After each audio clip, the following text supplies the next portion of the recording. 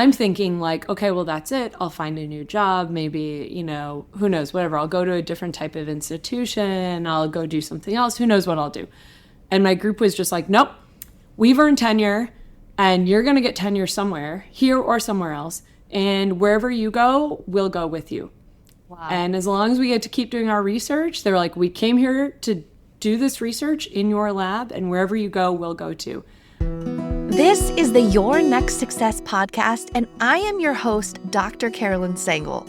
You will hear stories from people who have navigated big career transitions themselves so you can create a life-first career and become your own version of authentic success, one that is aligned, meaningful, and truly yours. Dr. Jen Heemstra is back today for part 2 of our conversation. If you are just joining us, you may want to go back and listen to part 1 first.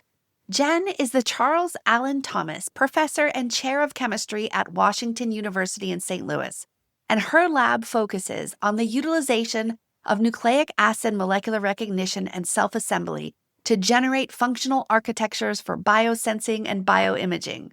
She's also the author of the best-selling book Lab Work to Leadership. In today's conversation, you'll hear how she became a chemist almost by accident, the job that nearly convinced her she had peaked, and the reckoning that pushed her towards leadership. Let's listen in. We talked the other day. I loved it. I kind of want to keep going because I feel like there's so much of your story that's very, very important for this next generation or current generation of people to understand more, because looking at your CV or looking at your resume, you've got a lot of amazing accolades there. And what's not shown, and what I love talking about, and what you're also more than willing to talk about, is wait, there's a story behind the story. How and what and why and how did that even happen?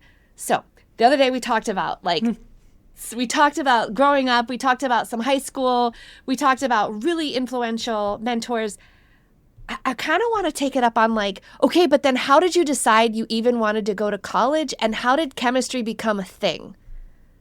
Yeah. Oh, that's a good question. So going to college was not something that I had a lot of good advice on, but thankfully my parents had made a lot of sacrifices to get us into a school district where at least it was a really strong high school where there was at least an expectation that you would go to college. And so I had this in my head of you should go to college. And now my dad had never gone to college, so his attitude was just go have fun, go do something.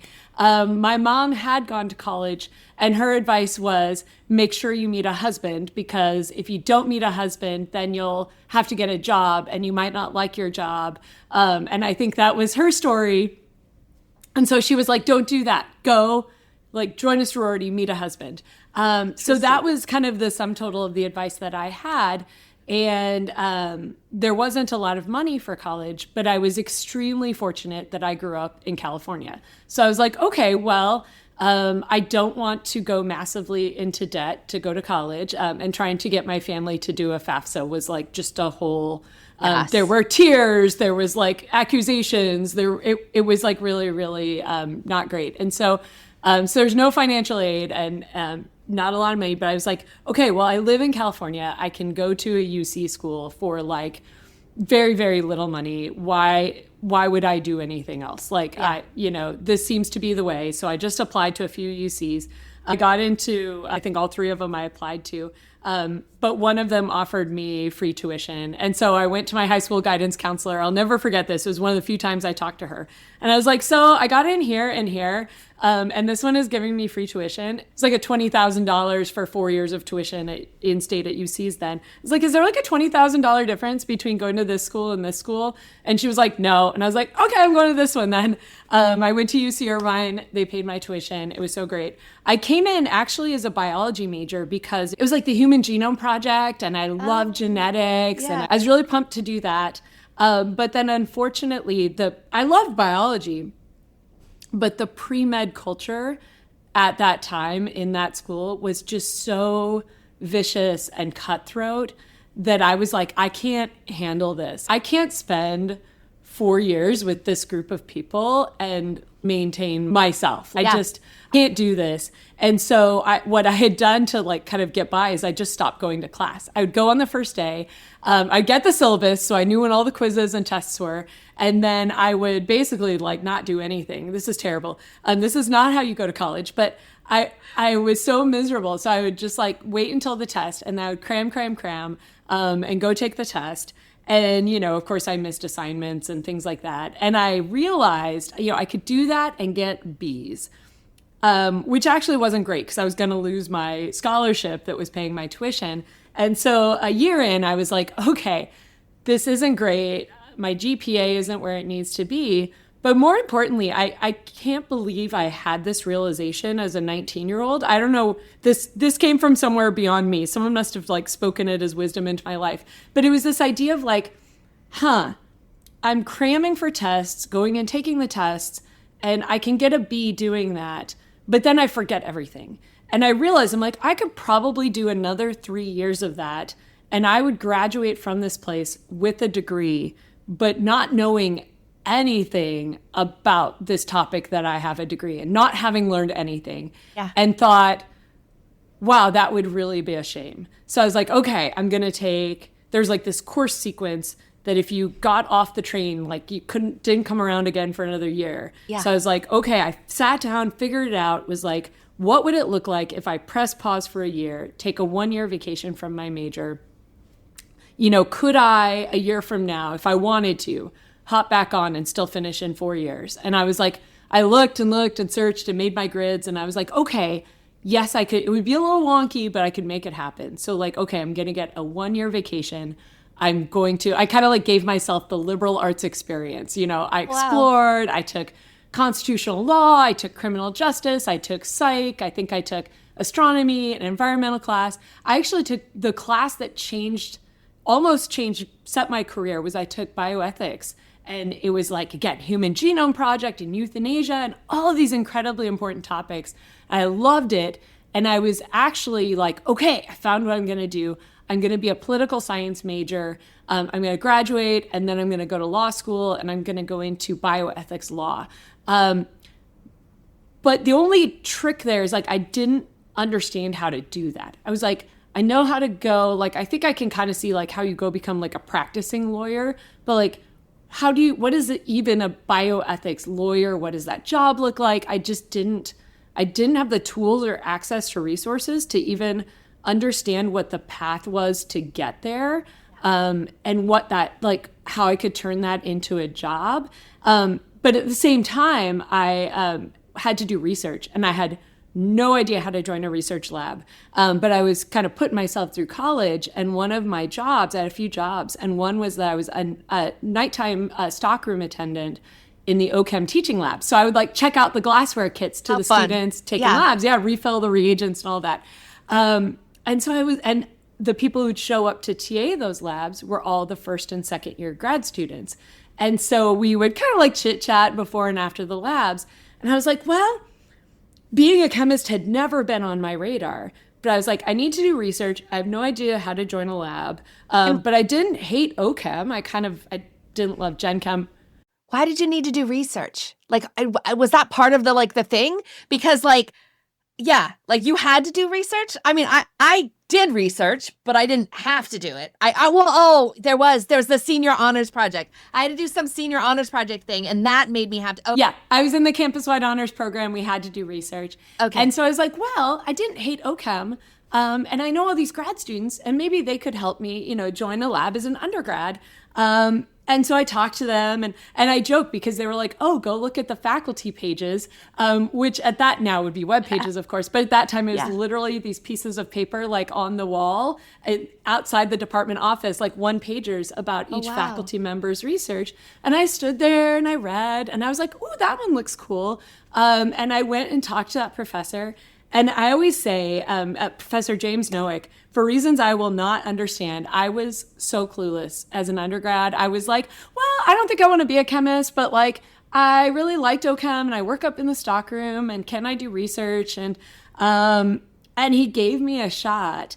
And there's such an important lesson in here about, like finding your purpose or your passion, that I started working in lab. And immediately I was like, I love this. It was that idea that you could like have an idea and then go into lab and test out your own idea and do it your way. And that independence was like instantly addictive.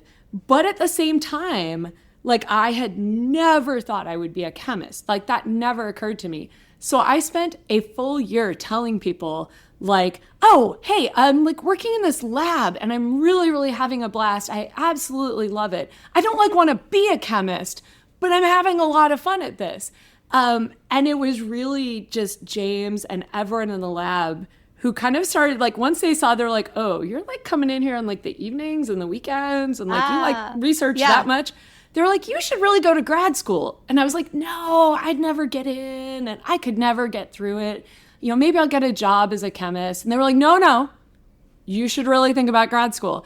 And they just said it often enough that, and then I think I realized it was like, oh, research is the best part of my day, right? Like I have to work I was working a golf course, I was delivering newspapers, actually working for my dad. I had dropped the evening stockroom job, but I was like doing all these other jobs. So I was doing that. And then there's classes, which was like, I just never liked classes much. But then it was like, oh, but then I get to go into lab and do research. And they were like, yeah, Jen, like this could be your full-time, all day, everyday job in grad school and you get paid for it. And I was like, oh, actually that like sounds really, really amazing.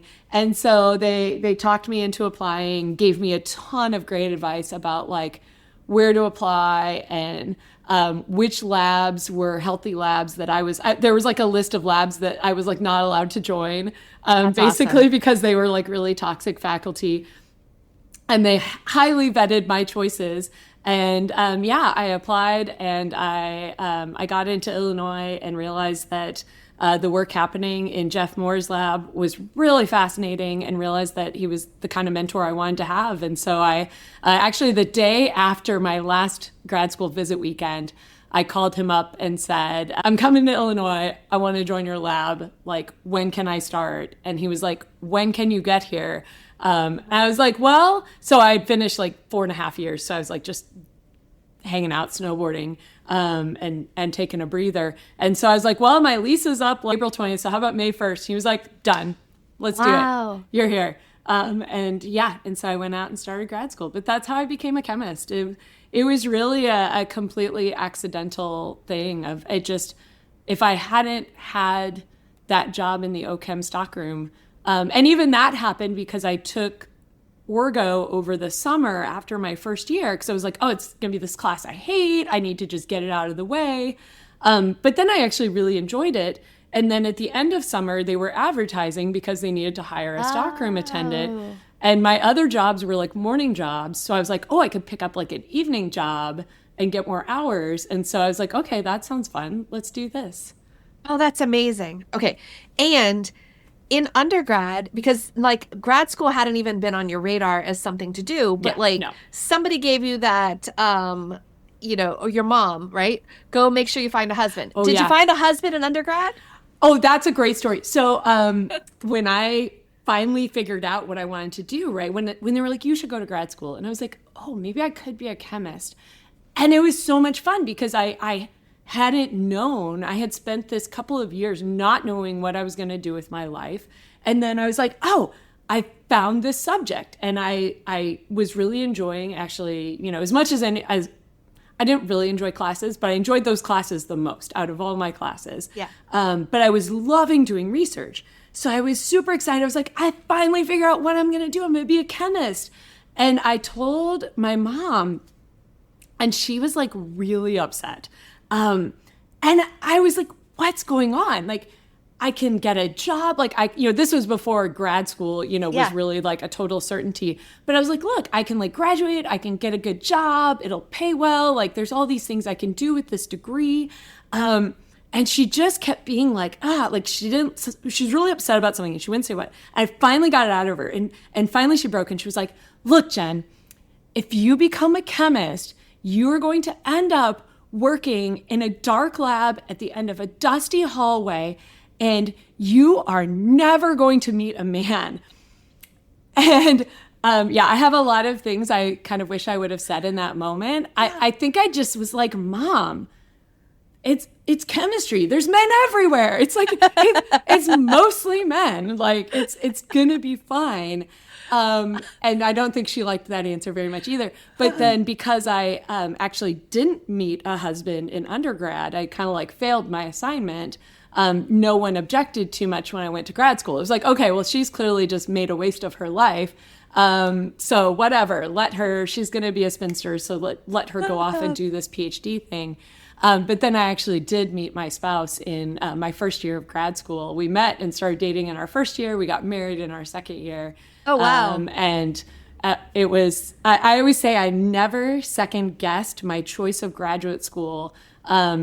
Well, partly because my PI was amazing as well, my graduate advisor. But I'm like, I met my spouse there. So I will never second guess that, because that was the best thing that ever happened in my life, was meeting him. And so, yeah, now we've been married for, oh my goodness, over 23 years. Wow. So, yeah. That's so we exciting. met, got married quick, and then he was a grad student as well. And so we did the whole PhD thing together, and then we've just been... We were postdocs at the same time, and then we've both made our careers in parallel too. But how did you make that even happen? Because that was the... Right? There's so many... Firstly, getting married during grad school, like, wow, that's next level baller. Good job for that. And then it worked out. I'm just saying, like, there's so much stuff and I will say on. it's so funny, because we were like, okay, well, when are we going to have our wedding? And it was like, well, he was still TAing then in his second year. And so we were both the same. Like, I had a fellowship that I didn't TA my second year, but he was still TAing. So I'm like, well, it has to either be over winter break or over the summer. And we didn't really want to wait till summer. So we were like, okay, let's do it over winter break. So we got married. Actually, we had a pretty no frills wedding, but it was easy to plan, because, we were in Champaign-Urbana. And I always tell people, like, it may shock you that Champaign-Urbana is not the destination wedding location for a January wedding, right? Like, winter in central Illinois is, all the hotels were available, all the floors were available, everything was really, really easy. But we literally then planned, we were like, okay, when do classes start back up again? And we'd like to get to go on a honeymoon for a week. So we just rolled it back 1 week. Oh, and wow. It was like, okay, this is the day we're getting married. So that was like the planning that went into it. But it was a lot of fun. My PhD advisor came, my lab mates came. He has a huge family that all came. We had a really, really wonderful time. Oh, that's amazing. Okay, and then what happened? So now you're married. You still have to finish grad school. Yeah. And you found postdocs together with, like, that is a feat in itself. When you have a highly educated technical spouse to try to, like, align your stuff so you can actually see each other is a huge, huge thing. So, like, how did that, like, did you follow him, he followed you, or you both got really lucky together? Like, how did that work? We've kind of followed each other back and forth, I will say. Well, I'll say that kind of coming back to some of the family expectations that were on me. Like, once I did get married, it was partly like my family, but also partly like our faith community and just like a lot of cultural forces. It was like, okay, well, now that you're married, obviously you're just going to, like, once this PhD thing is done, you're going to, like, quit and stay home and have kids. And I totally believe that. And again, I have huge respect, huge respect for anyone of any gender who chooses to do that. And I wanted kids, but I also wanted my career. And so I actually, no joke, at my PhD candidacy exam, excuse me, at my PhD candidacy exam, at the end of it, when your thesis committee is like, okay, well, you passed, what do you want to do after your PhD? What are you going to do? I was like, I'm going to, stay home and have kids. And, maybe eventually I'll work part-time. I'd love to substitute teach or something like that. And these guys, like, almost like, spit out their coffee or whatever in shock. My PhD advisor knew this, and he was like, yeah, whatever, I support you. Whatever you want to do with your life, you should do that. But the rest of my committee members, I don't think they expected that. And they were all super supportive. But that's like the headspace that I was in. And so actually what happened is that I graduated. My PhD advisor would graduate people really fast. So I finished in 4 years. I was like, oh, if you're ready to go, graduate, get on with your life.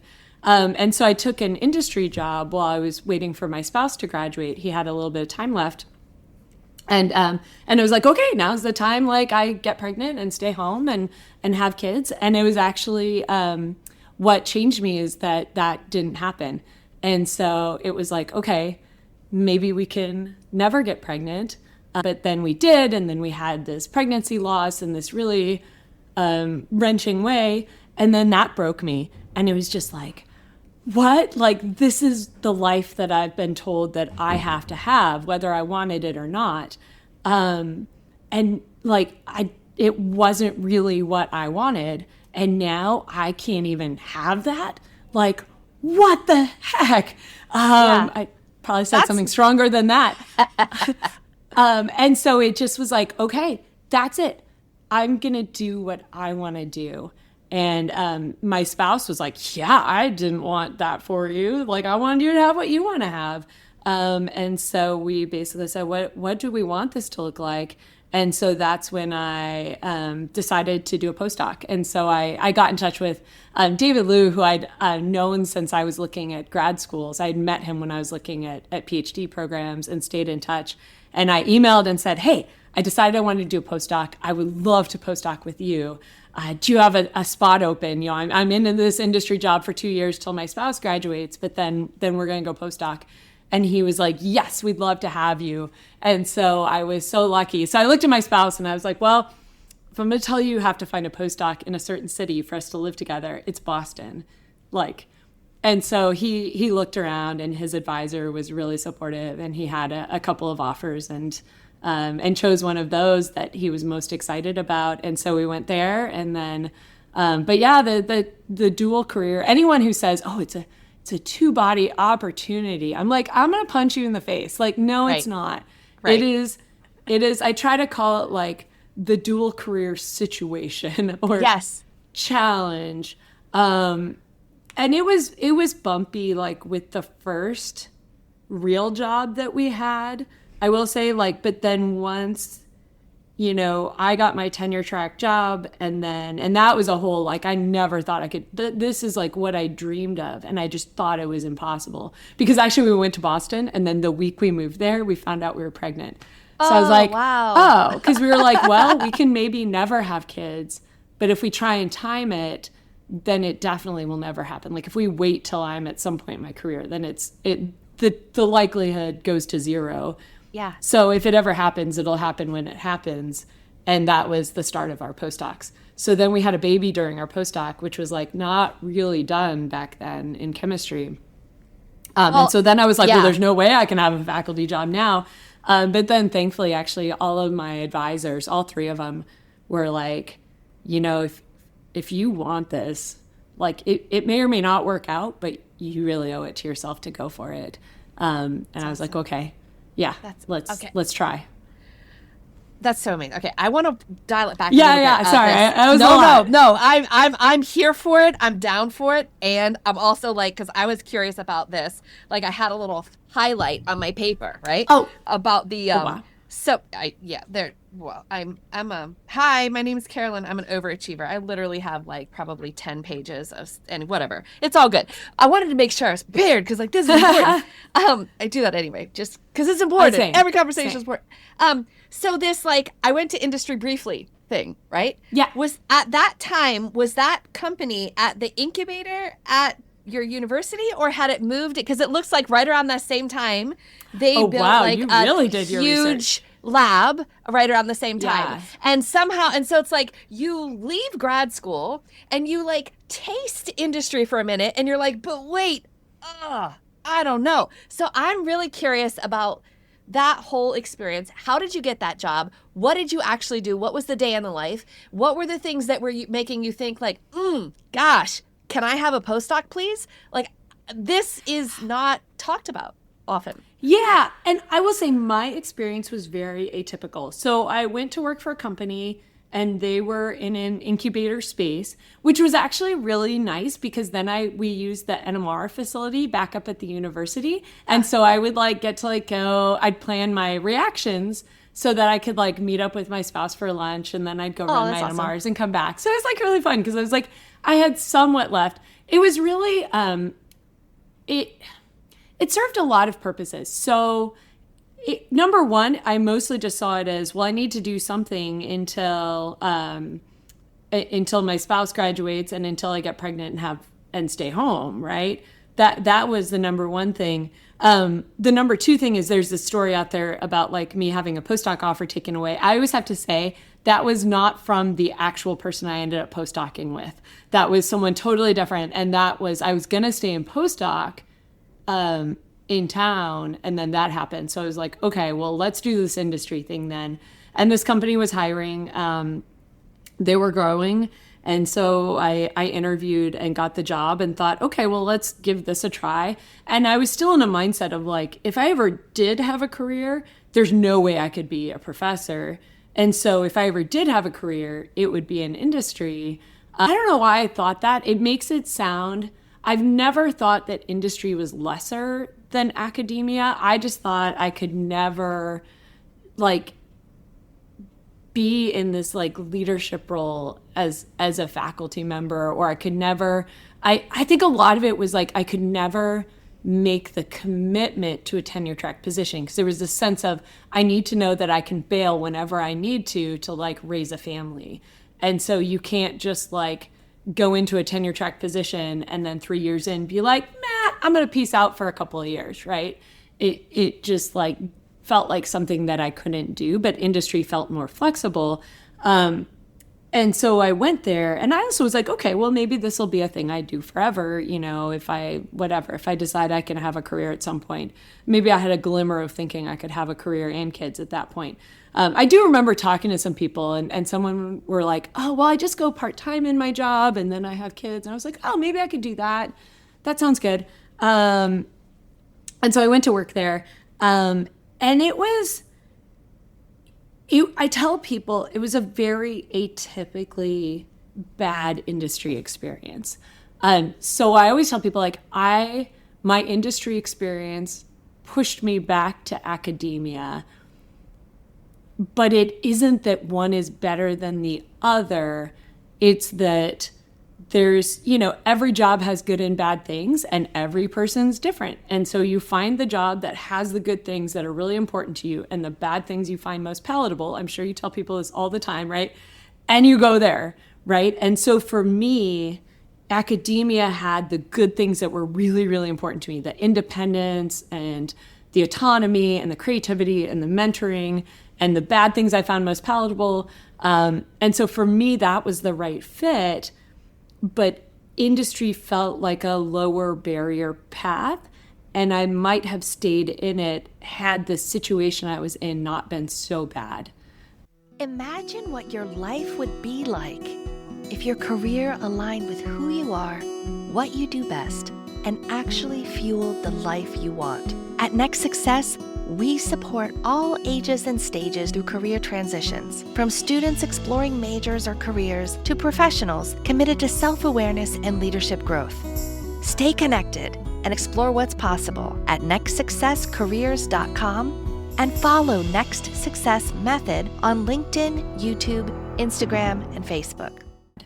So was it bad like micromanaging? Was it bad like not necessarily the best team? Was it bad like ambiguous? Like, was it bad like the work sucked and the lab was horrible and people threw waste in the sink? Like what? Like what was the bad-ish without disclose, like without... I probably shouldn't say too much. I will say that like the US version of the show The Office with like Steve Carell and all of those people came out at that same time. And I would watch that and be like, oh my God, this is my life. I would watch it and literally like exact things that would happen in that, very similar things would happen in my workplace. And I'd be like texting my husband like, oh my gosh, ice cream sandwiches happened today. You'll never believe it. And so it was just that, it was that kind of an environment.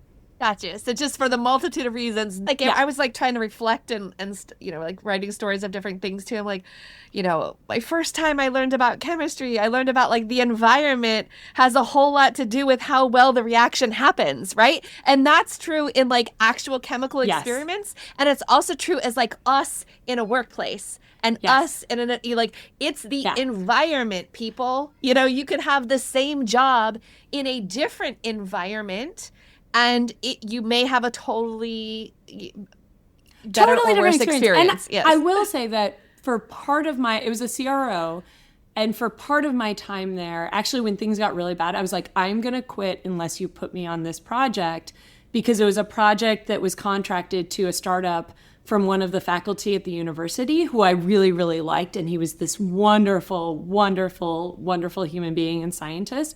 So I was like, okay, if I can work on the project with that company, I will stay here, because I only want to talk to that person and not the owner of the company here. And so they were like, okay, fine. And so I did that. And that was actually, a lot of things about that were really wonderful. But yeah, I mean, it was one of those things I actually learned. So it gave me it probably got me on the start to thinking about the importance of good leadership. But the thing I really learned about myself that was surprising, and I tell people this too, it was nice in a sense in that I needed a break after grad school. And so it was very much a 9-to-5 sort of job.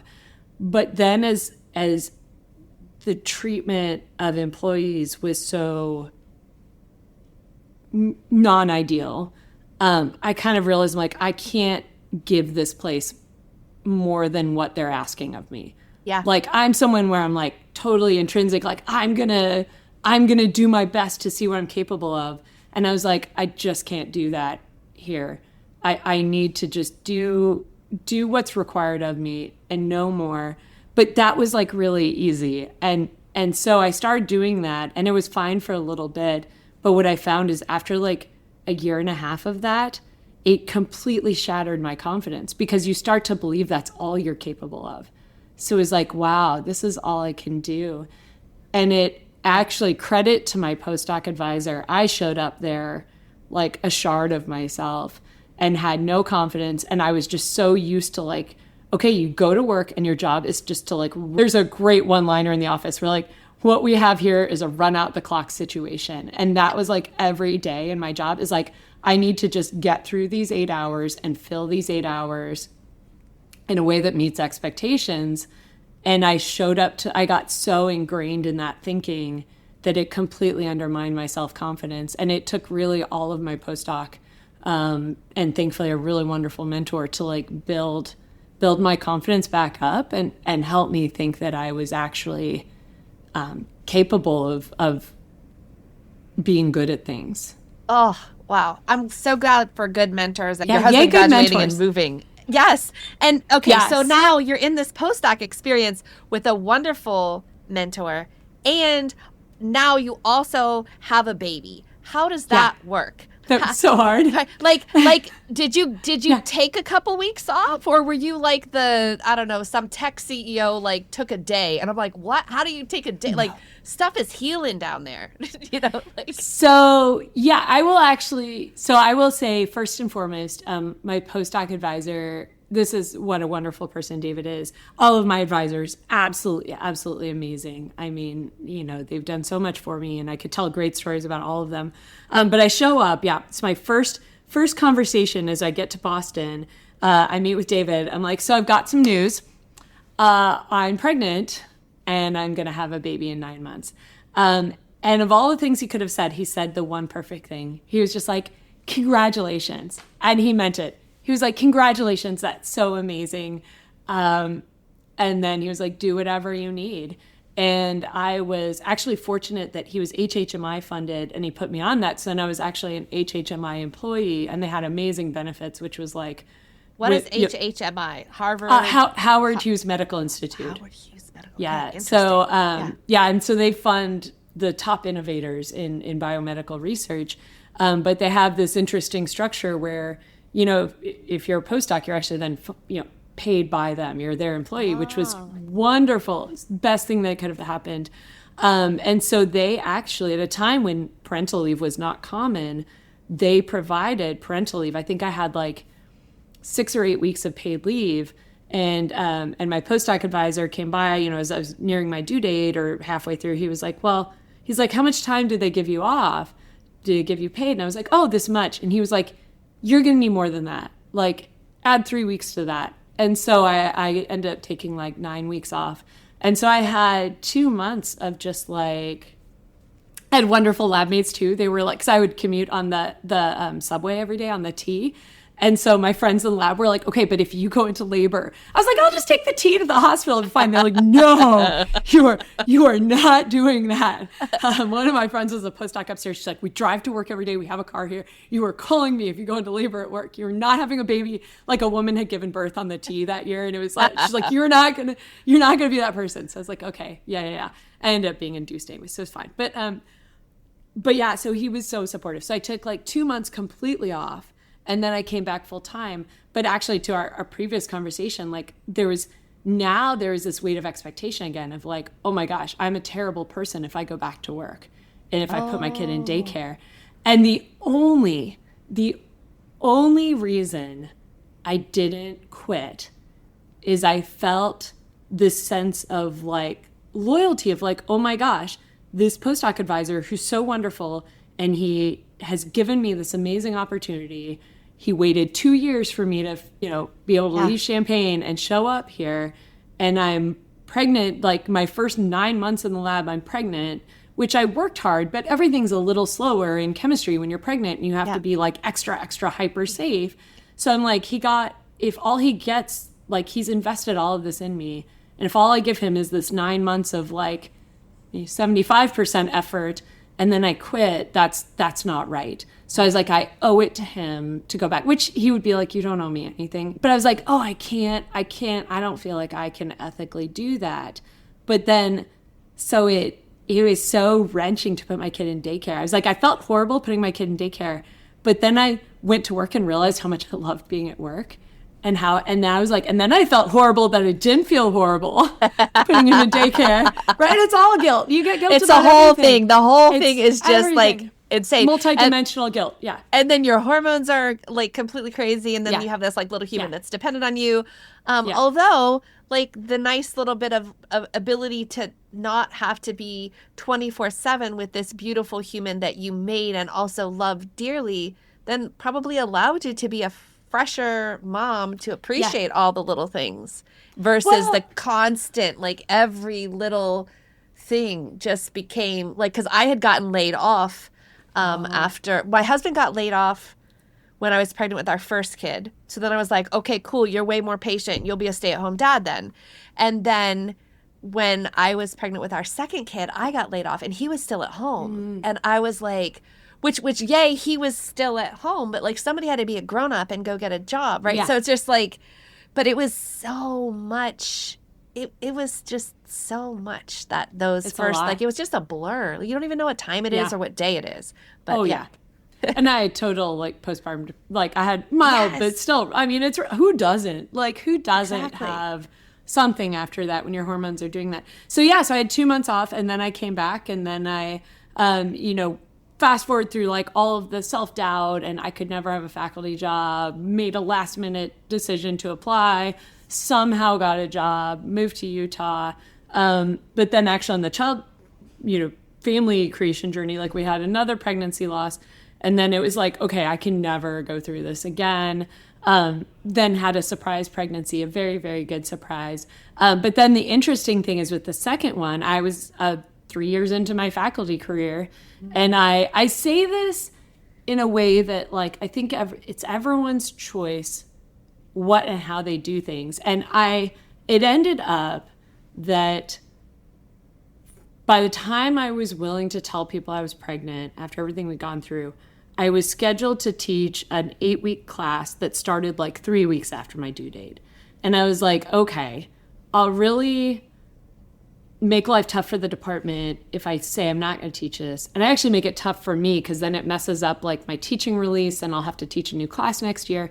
So I was like, tell you what, I will still teach this class, But it was a grad class. It had like 10 students. I kind of knew like if things go south, like my spouse could teach it for me. The people in my lab could guest lecture. Like it'll be fine. I have a bunch of backup plans. And so I never thought I would be this person, but I was that person who was like 2 weeks after giving birth, I'm like hosting a seminar speaker and teaching a class. I don't necessarily recommend that, but I don't judge people who do it either, right? Like I was working these half days, but then the amazing thing with the second one, well, I kind of joke, I'm like, look, I was like answering emails. Well, no one else should have to do this, but I was answering emails while I was in labor. Because I was like, I had an epidural. I was like, I'm bored. My spouse is like writing his midterm exam he's giving the next day, and I'm answering emails with my grad students in my lab. And I was answering emails the next day and every day after that. And I was back at work in 3 weeks. But then I was like half-time, and then it was summer. And then I had the fall. I had my parental leave. And so I got to be like half-time. I wasn't teaching, no committee work. I was just kind of running my lab. And so I got to be half-time when my second son was like, 6 to 9 months old. And so I could be like, oh, I'm going to go to work for a few hours, and then I'm going to come home and we're going to go to the park and we're going to do all this. I'd like push him in the swing in the park. And so it was just like, it was different, right? Like work never stopped, but it slowed down for a longer time. And it was interesting to have that different trajectory. Okay, so now you're there. We're like almost out of time, and we're like barely getting to like assistant professorhood. We're gonna get it. We're gonna get it. We're gonna get faster. I will be more succinct. But also I appreciate every single second of it. Okay, so you do this. Everything is seemingly great. You go for this tenure vote. You think it's gonna be awesome because like you've worked so hard and you've already overcome all these what other people could call obstacles. You are like opportunities to just adapt and adjust and just like let's go. This tenure vote happens and what? And my department chair walks into my office the day of the vote and says, well, the good news is half of your colleagues voted for you, which is like, oh my gosh, I'm going to be out of a job and my career might be over. And my brother's wedding was the next day. So it was like I had just enough time to, shut my door, call my spouse, go down, talk to my research group, and then I had to like get home, bags were packed, hopping on a plane. And a lot of things in that 48 hours changed me. One of those is that when I went to tell my group, I'm thinking like, okay, well, that's it. I'll find a new job. Maybe, who knows, whatever. I'll go to a different type of institution. I'll go do something else. Who knows what I'll do. And my group was just like, nope, we've earned tenure and you're going to get tenure somewhere, here or somewhere else. And wherever you go, we'll go with you. Wow. And as long as we get to keep doing our research, they're like, we came here to do this research in your lab, and wherever you go, we'll go to. And they had a lot of good choice things to say, too, about what had happened. And that moment, it was one of the most humbling moments because just that level of completely undeserved loyalty. Totally, I was like, okay, I thought I was one of them, one of the faculty. And like, yeah, again, I played by those rules and a lot of good that did me. This is what really matters. Like I had already really shifted. I was already mentoring in a way that I think was different than the prevailing culture. It was already, hey, look, we're all colleagues. We have different job duties, but we are all equals in this place. We're all colleagues. We're all here together, and we're all in this together. And that day just seismically shifted that culture and locked it in a way that will never, ever, ever go back. I also had a leader who went to bat for me, who was just like, this shouldn't have happened, and I'm going to fix it. And actually, that was the day, I didn't realize it, that was the day that made me want to go into leadership myself, because I realized that, wow, someone with that positional power, them caring about trying to fix this and do the right thing, and then a relatively small amount of effort by them, like an afternoon's worth of effort, fundamentally changed the course of my career and my life. And had it been the person before who had that leadership role a few years earlier, totally wouldn't have done that. And my career would have taken a totally different turn. But because that person was in that role at that moment, it saved my career. And I'm like, I want to be able to show up and support other people in the same way.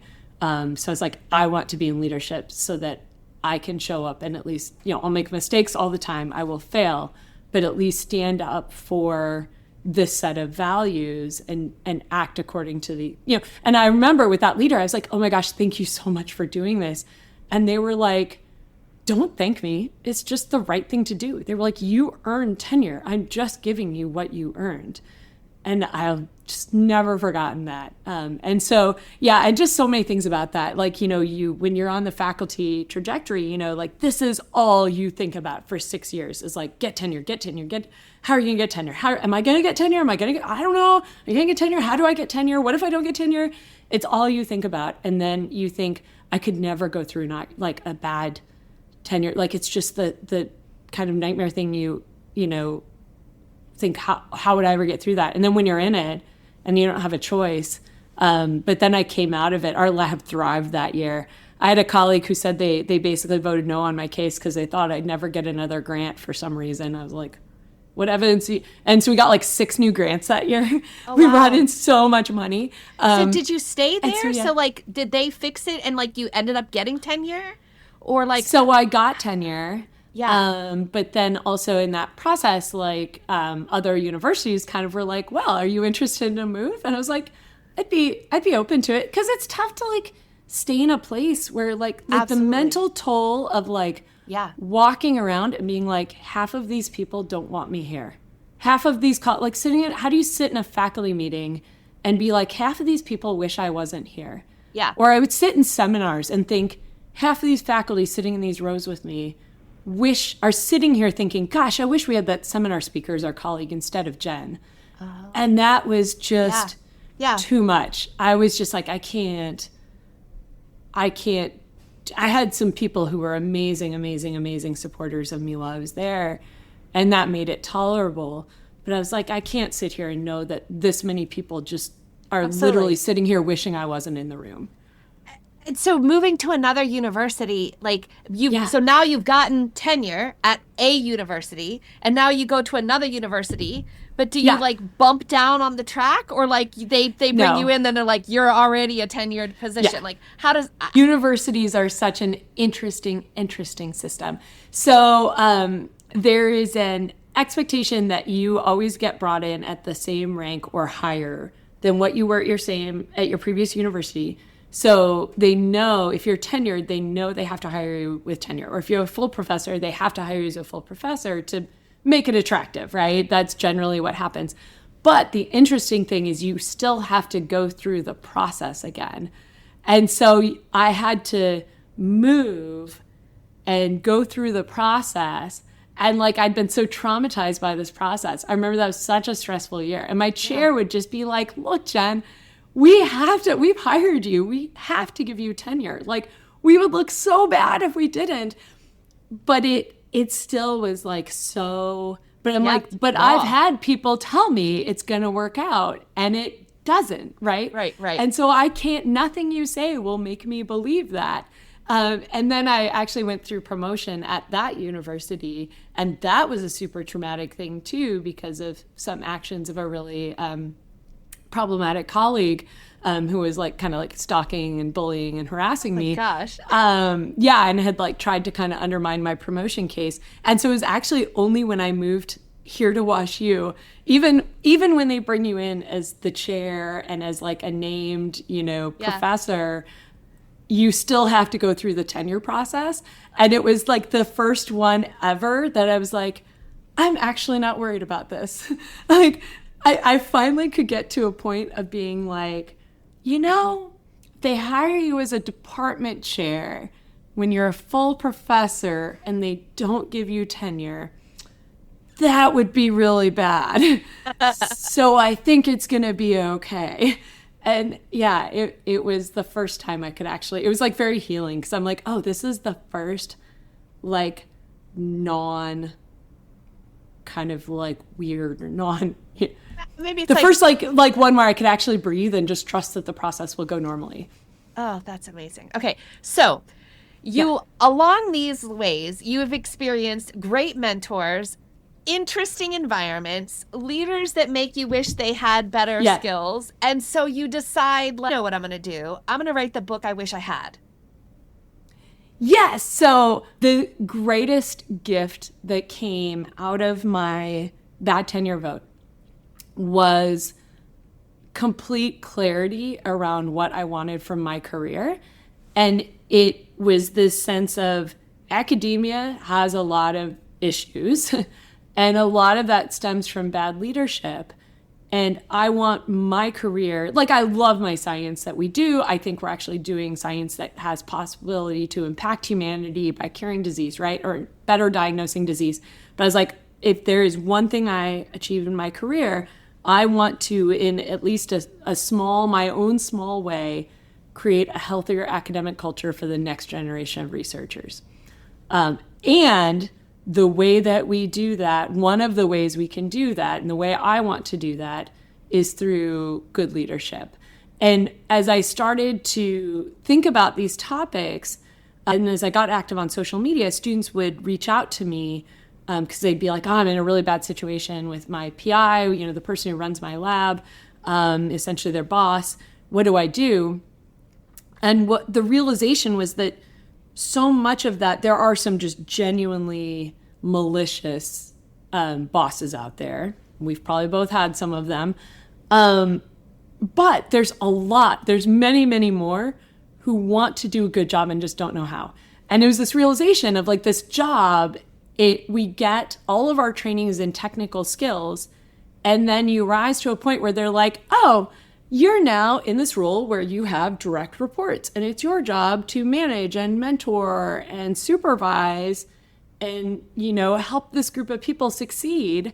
And there is no training for it, really. We've gotten a little bit better, but not much. And a lot of the dysfunction that happens, especially in academic science, I think industry is much the same, is because we rise up to these roles never really having been prepared of how to create a positive culture and how to be a supportive mentor. And I still fail at this like all the time, but I had started to like dive into the leadership literature and realize that there's this whole body of work out there. People who, this is their whole life, is that they study organizational leadership or psychology, and realize that all of this, so I was starting to do a lot applying this to the work that I was doing, and applying it to what we were doing in my own group. And then a postdoc in my lab was like, you should write a book. And I was like, no, I could never do that. And she was like, you should write a book. I was like, no, I can never do that. And she was like, you should write a book. And then long story, I actually tell the story in the book about how then it was my spouse who was like, what would it look like to try? And I was like, gosh darn it, that's the best, worst question. And so 6 years later, through COVID, through a move, it really was a realization that, okay, something that I can do, I'm not a leadership scholar, but I can take everything that's out there that's in these books that's really made for people who are like working at Google or something. And I can take it, contextualize it for a science lab and what it looks like to lead a group in academia or in science in general, and kind of compress it and make it like a Cliff's Notes version that then I can offer to the community to say, hey, you weren't trained for this, I wasn't trained for this, but we're in it together and we can all learn. And if we all work together, then the early career researchers we mentor are the ones who will benefit from that. And so that's how the book happened. It's amazing. And it really is quite the phenomenal read. So the book is Lab Work to Leadership, a concise guide to thriving in the science job that you weren't trained for. It really is awesome. And even in reading some of the chapters that and the references that you put in, and like, of course, like all scientists, like bring the data, cite the source. You've done that. You've given people a really great launching point, starting point. And this is the book that somebody that I know had read from you and suggested that I have you on the podcast. So thank you. And I forgot to ask, how do you define authentic success for you in this moment? Oh, that's a really great question. I would say that inwardly, it's that I'm challenging myself and learning new things each day. And outwardly, it's that I am, through my words, my actions, whatever I do, and I fail at this. So I fail at this definition of success, but my highest definition of success would be that through leadership, through the work that I do, it's creating more kindness and more dignity for the people around me. Oh, I love it. Thank you so much. Then thank you for our conversation today. And it's going to be a thing. I'd love to stay connected. I'd love that. Learn from you and help you as Likewise. We both kind of grow in our respective ways. And we're working on trying to talk at a conference together. So I appreciate you, everything that you've done. Thank you so much for sharing the messy parts that a lot of people try to gloss over, for being extremely vulnerable, for sharing the lessons that you've learned. And you keep having this ability and desire to just try and just turn the page and what would it look like? And let me just see.